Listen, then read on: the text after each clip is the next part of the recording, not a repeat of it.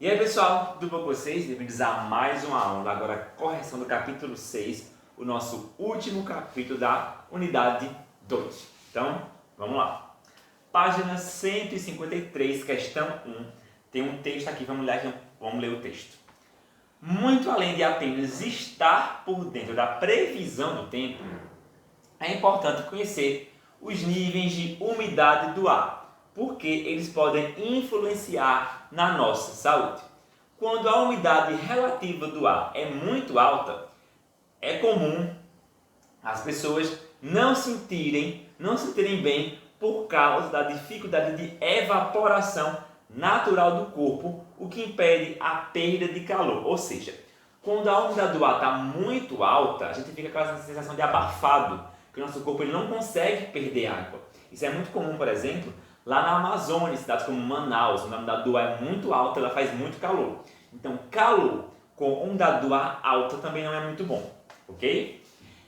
A umidade do ar baixa também pode ser prejudicial à nossa saúde. Cadê? A OMS, que é a Organização Mundial da Saúde, recomenda a suspensão de atividades físicas em locais onde a umidade do ar está abaixo de 20%. Aqui em Petrolina é muito comum, por exemplo, ter o tempo muito seco, a umidade do ar muito baixa, ok? Pois abaixo de 20% pode causar aí vários problemas como mal-estar, insuficiência respiratória e até sangramento nasal. Ou seja, dois opostos. Não é muito bom ter a umidade do ar alta, nem também é bom ter essa umidade do ar baixa.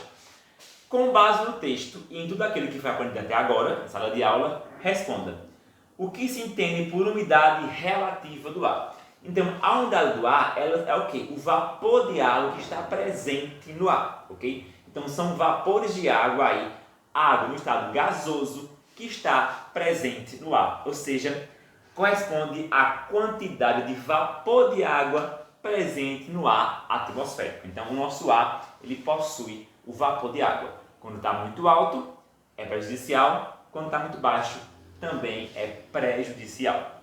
B. Além da umidade do ar, quais são os fatores ambientais que são estudados aí para se realizar uma previsão do tempo?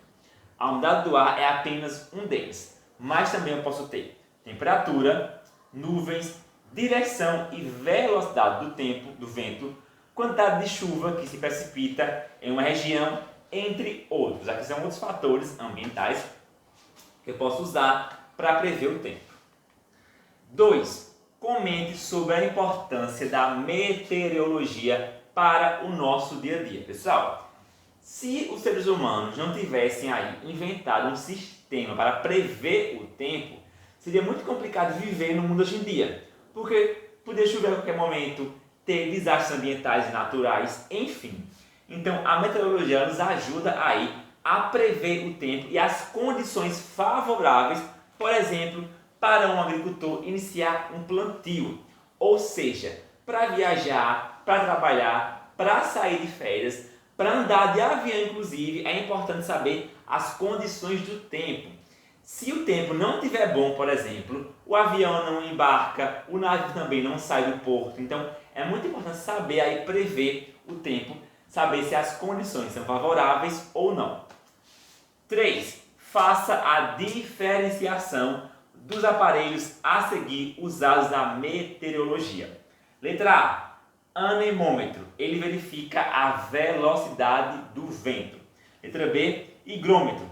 Ele vai medir a umidade do ar. E letra C. Biruta. Ele verifica a direção do vento. Pessoal, velocidade é uma coisa, direção do vento é outra, viu? Biruta é a direção. Não vai confundir com o primeiro, que é a velocidade. Página 154, questão 4. Daqui vamos ler o texto. As nuvens são brancas graças a uma grande quantidade de pequenos cristais de gelo. Além disso, devido à variada altitude, elas possuem nomes diferentes: nimbos, estratos, cirros e cúmulos. No texto, as nuvens não estão colocadas em ordem de altitude. Organize-as da nuvem mais próxima do solo para a mais alta. Então, os estratos são as nuvens que estão mais próximas da superfície, do solo.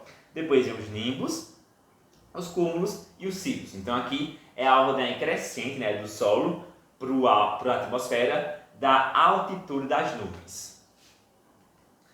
5. Explique como ocorre uma brisa marítima. Lembra que a gente tinha brisa marítima e brisa terrestre. Na brisa marítima é quando o ar frio ele vai do mar aí até a superfície. Lembra que eu falei, pessoal? Então, na brisa marítima, o ar quente ele vai aí subir, né, ele é menos denso, e vai em direção ao mar. E já o ar frio vai do mar para a terra. Já na brisa terrestre é o contrário. O ar frio ele vai da terra para o mar e o ar quente vai do mar para a terra. Questão 6. Então, analise aqui as duas imagens. Então, aqui tem uma cidade, né, com muitos prédios, muitas casas, construções. Aqui é uma cidade com mais árvores e poucas casas. Não tem nenhum prédio, né? Ó, muito prédio, não tem prédio. Então, vamos aqui ver essas seguras e vamos responder. E aqui qual situação favorece as alterações climáticas devido ao aquecimento global? Justifique a sua resposta. Então, a primeira situação, aqui ele pergunta qual das duas imagens vai favorecer aí, pessoal, as alterações climáticas devido ao aquecimento global, e é a imagem 1. Então, a primeira, porque quanto mais urbano se torna um lugar, mais poluentes são liberados, ou seja, o local 1, ele é muito urbano, acho que aqui é Nova York, eu acho. Lá é muito urbano, tem muita fábrica, muita indústria, muito carro, muitas pessoas, enfim. Então lá vai aí, quando tem muita fábrica, muita casa, muitas pessoas, muito prédio, enfim. Quando a área é mais urbana, isso aí, pessoal, tem a emissão maior de mais gases poluentes, ok? Que causa aí o aquecimento global. O que favorece o aumento do efeito estufa e, consequentemente, provoca interferência na dissipação do calor, dificultando a sua liberação para a atmosfera. Ou seja, um lugar muito urbano, ele vai emitir aí mais gases poluentes, ok? Isso aí vai aumentar, vai intensificar o efeito estufa e vai aumentar a temperatura da Terra. O nome disso é aquecimento global. Lembra que eu falei que o efeito estufa ele é algo natural?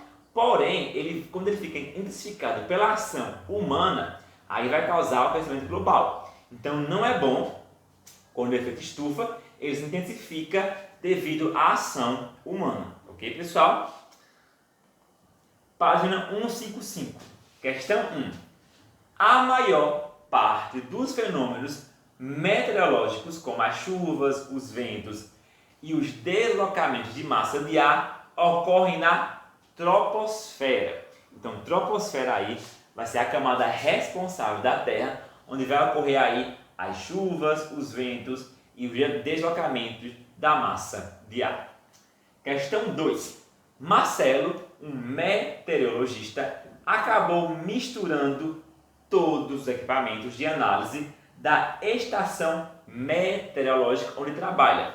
Ajude-o a classificar cada aparelho com sua devida função na estação. Então aqui eu vou ter duas colunas, a dos aparelhos e as das funções. Você ia aqui associar uma com outra. Então, por exemplo, o termômetro. Então, para que eu vou usar um termômetro? Qual a sua função? Aqui, ó, medir a temperatura. Então, o termômetro está associado à temperatura. O B, higrômetro. Eu vou medir o quê? A umidade do ar. C, pluviômetro. Está associado à chuva. Então, pluviômetro é chuva. Ok? D, barômetro. Barômetro aqui é pressão. Ele vai medir aí a pressão atmosférica. E por último, biruta está ligado à direção do vento, não à velocidade, mas à direção do vento. Ok, pessoal? Questão 3. Assinale a alternativa correta sobre clima e tempo atmosférico. É a letra D, pessoal. A previsão do tempo ajuda no planejamento de atividade, evitando possíveis transtornos e prejuízos. Ou seja, é graças à previsão do tempo que o ser humano pode se planejar para tudo. Para trabalho, para férias, para viagem, até para sair, para ir num lugar. Eu conto aí com a previsão do tempo para me ajudar para saber se o tempo está ou não favorável. Questão 5, pessoal. As nuvens elas podem ficar aí em diferentes altitudes e variar nas suas formas que dependem da temperatura do ar. Relacione as diferentes formas de nuvem da coluna 1 com as suas características da coluna 2, ou seja, aqui eu vou ter as nuvens na coluna 1 e na 2 eu vou ter as suas características. Então, bora lá. A primeira aqui vai ser o B. Então, B, cúmulos, nuvens brancas formadas de grandes grupos com aspecto de floco de algodão.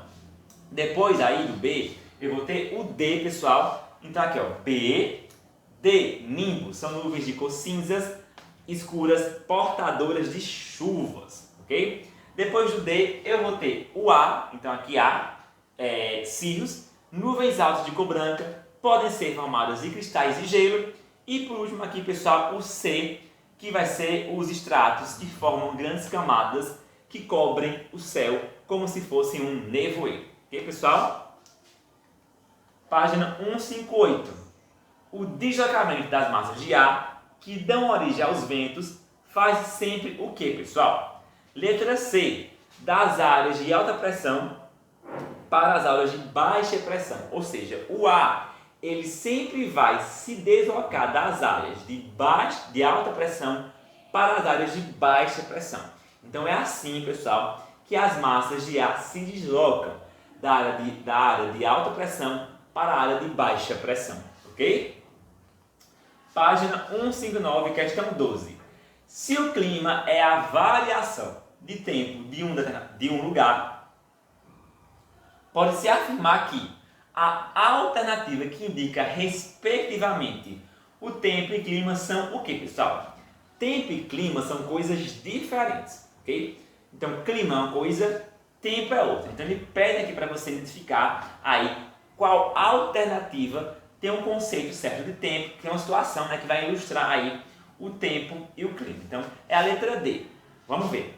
Pelotas não teve chuva semana passada toda, embora o inverno na cidade seja chuvoso. Ou seja, o fato de Pelota não ter chovido na semana passada, isso é o tempo. Então, o tempo na semana passada não foi chuvoso. Porém, o inverno lá é chuvoso. Isso é clima. Então, até aqui, pessoal, ó, até aqui toda é tempo.